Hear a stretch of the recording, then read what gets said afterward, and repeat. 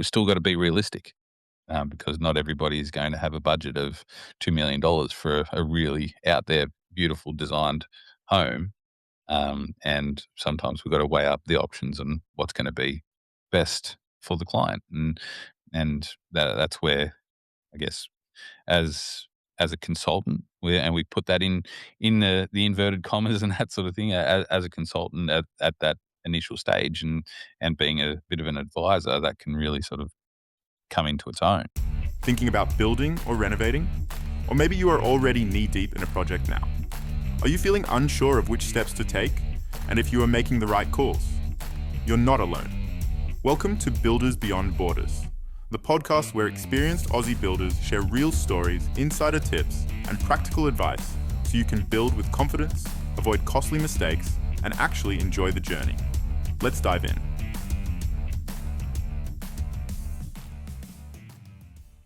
Hello, hello, hello, and welcome to another episode of Builders Beyond Borders podcast. Today we're running a little bit short on people to join in today, but it's just the two of us, just myself, Hugh from Homes in Melbourne, and Paul from Independent Building Solutions in Canberra, and we're jumping onto a fun little topic. And when it comes to the overwhelm and confusion and everything that can come along from not knowing where to start, when you're at that first initial stages of looking to do any kind of building, whether it's renovation, new home, possibly even looking at blocks of land so that you can actually start your building journey.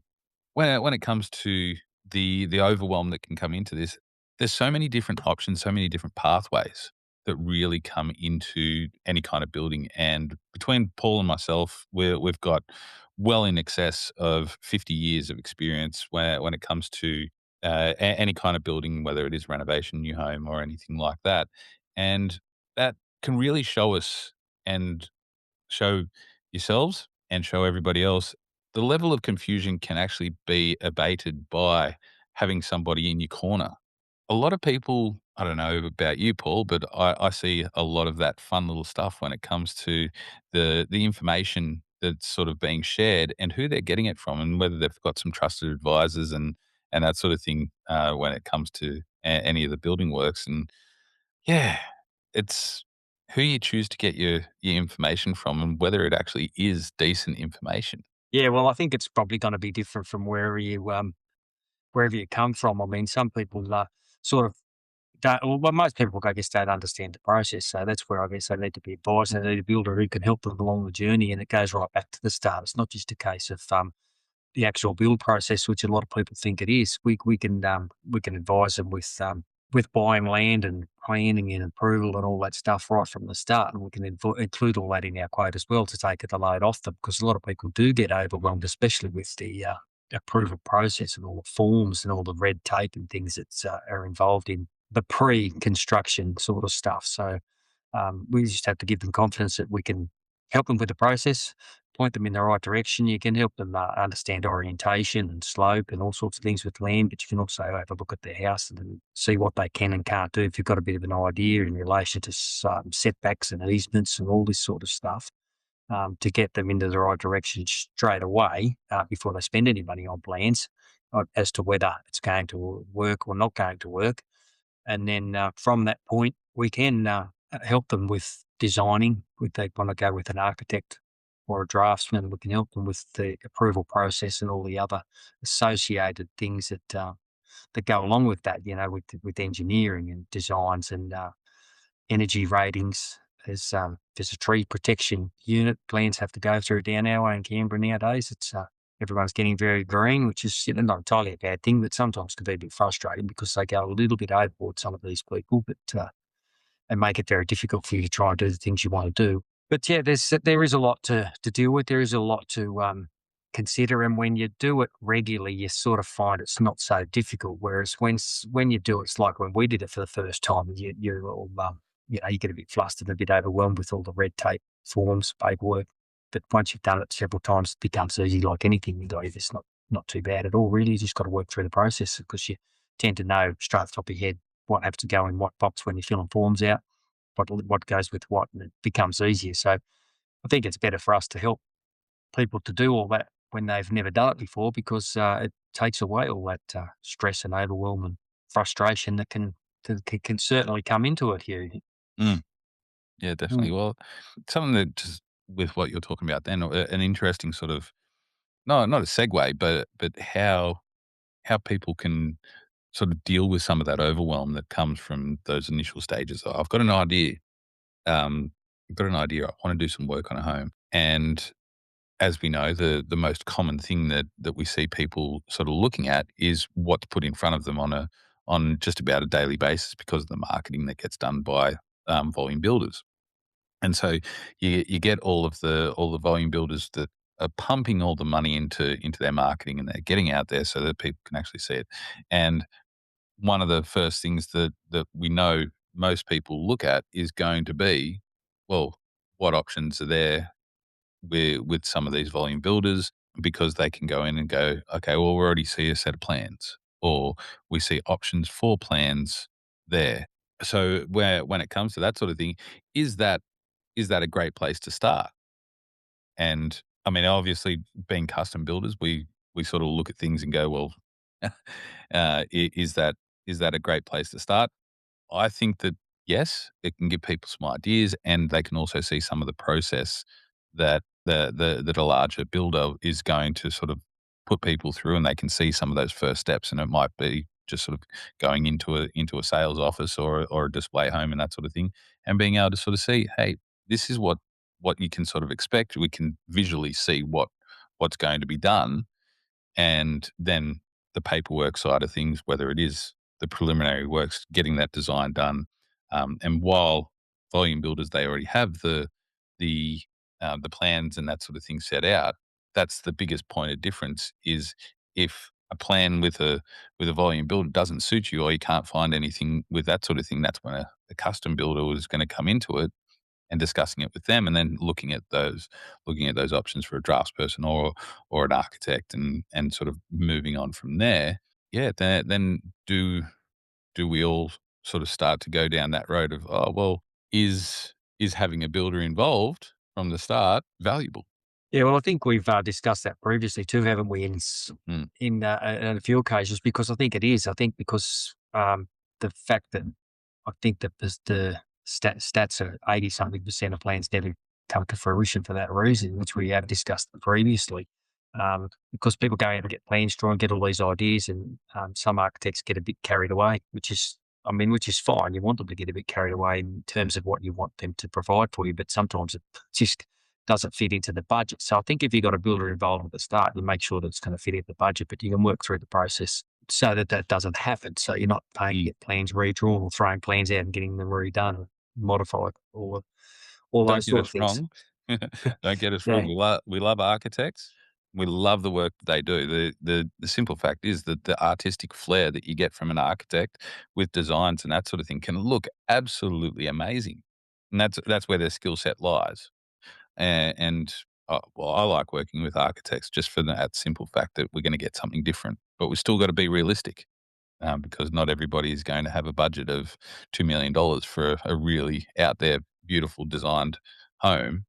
And sometimes we've got to weigh up the options and what's going to be best for the client, and that's where I guess as a consultant, we put that in the inverted commas and that sort of thing, as a consultant at that initial stage, and being a bit of an advisor, that can really sort of come into its own. Yeah, we love the architectural stuff too. I mean, it's the most rewarding. It's the best sort of advertising and marketing stuff we get, because the jobs always look so much more upmarket usually, so much more just different, individual and unique, I guess is probably what we like so much about it. And it's also a challenge for us too, because you're doing something different all the time. It's not the same boring, mundane thing day in, day out. It's that great variety, which is good. But they just are not really up to speed with how much things cost, and that's where the issue comes in a lot of the time. So that's why if you've got a builder working with them to keep it reined in and keep it around where it needs to be in terms of the budget, just saves a lot of disappointment and a lot of money on drawing plans that can't be used. So Mm, that's the thing with that. And if people know exactly what they want, it's a fairly straightforward job. We just use a draftsman because they're a lot quicker, cheaper, and it's a bit more basic. But so it just depends on. I mean, obviously, the clients that have got a bottomless pit or an endless supply of money are the clients we want too, aren't they? But as we all know, they're pretty few and far between. I think we all tend to want a lot more than what we can afford, don't we? In everything we do. So it's just human nature, I guess. So, What is it? The big shiny object attracts yeah, everything? yeah. But yeah, a lot of people are living out of their means too, and I think that's sort of something that needs to be picked up on early in the piece as well, because it doesn't cause the disappointment again, and the people are upset because they just can't afford to do what they want to do. If you could talk to them about it before plans are even drawn, a bit of a chat about what they want to do, where they want to go, and how big they want to go, you can give them a bit better idea on cost Mm, than what they're going to get from an architect. Because every time I've got a plan from a client that's already been drawn, I told the architect we had 500 grand to spend. Well, the plan's always 20, 30% more than that every time. So, mm. and the architects are just, well, why can't you build it a bit cheaper? So we do the best we can. We're trying to keep it as cheap as we can, but it just costs what it costs. And I mean, then they find that out too because they think, oh, it's too dear, and they go get another price, and then it ends up dearer again. And Mm. I've seen that happen quite often as well. So Well, another fun one is the when we are talking about the costings is the architects we know and to a certain degree draftspeople. And this is when if we're talking about the aspect of the clients and homeowners going to the architect, going to a draftsperson before sort of engaging with the builder, they get advised from the architect or the draftsperson. Oh, these couple of builders are really good. We've worked with them before. Whatever, whatever. Um, Now they might have also had some builds done previously, and they've found out the costs, and then they run their square meter rates over things. Now every project is completely different and has its own nuances, and this is where that whole aspect of square meter rates can be fraught with danger.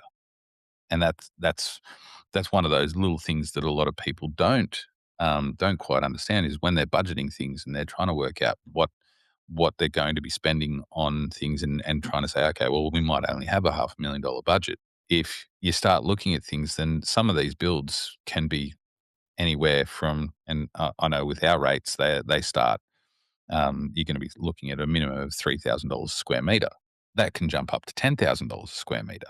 But it's all that can be the range. But the nuances of every little thing that's sort of going into these houses, the different types of materials being used, the not necessarily the quality, but it's going to be if you've got a really nicely architecturally designed home and it's got that many different claddings and facades and that sort of thing going on, that adds a dramatic amount to the cost of everything, and so that's where that variance in those square meter rates can get really confusing, and unless you know as a builder and somebody in the industry what those nuances are gonna be, you can put a square meter rate to everything, but it's still always just going to give you a range, and if you're trying to build within that budget, how much do you actually have to work with the design to get that to happen?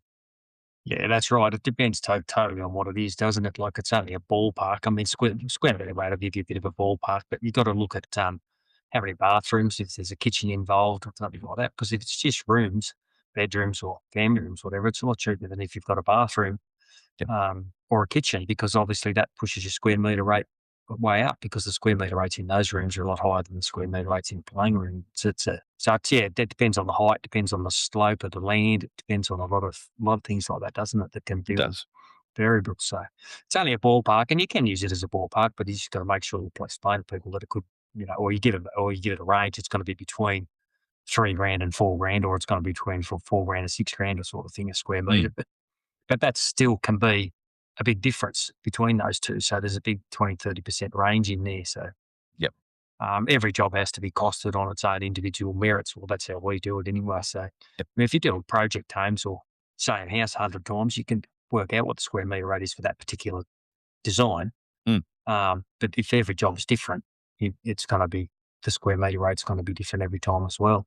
yeah, Yeah. definitely. And that's one of the things when it does come to, um, sort of that the overwhelm where people are looking at, those initial stages going, "Oh, well, how come this builder over here, and they might be a spec home builder, project builder, volume builder, and they built this home 100 times. They've got the costs of that ironed out to the cent, and even with a little bit of an allowance for the occasional stuff up or something like that that can happen. Um, their margins are tiny when it comes to it because they are running on volume and turning the houses over quickly. Um, and because they've got that sorted out, you go and take that set of plans to another builder that doesn't build that home, and the cost is going to be different because that other builder is going to be going, "Well, we don't have the buying power of one of these large guys." So there's going to be a stark contrast in valuations on properties between different builders, and you could almost guarantee if it went the other way and somebody took a set of plans to a volume builder and a spec builder, that they'd end up with the same cost as a custom builder, guaranteed, because that house is a one-off. And if it is a one-off, then there are going to be you can't compare the cost of a spec home to a custom home. Yeah, yeah, that's right, 100%, mate. Yeah, it's that's what's going to happen, and everyone prices things a bit differently too. Everyone probably Mm, buys their materials at different places. There could be slight variations in everything. yep, Yeah, for sure.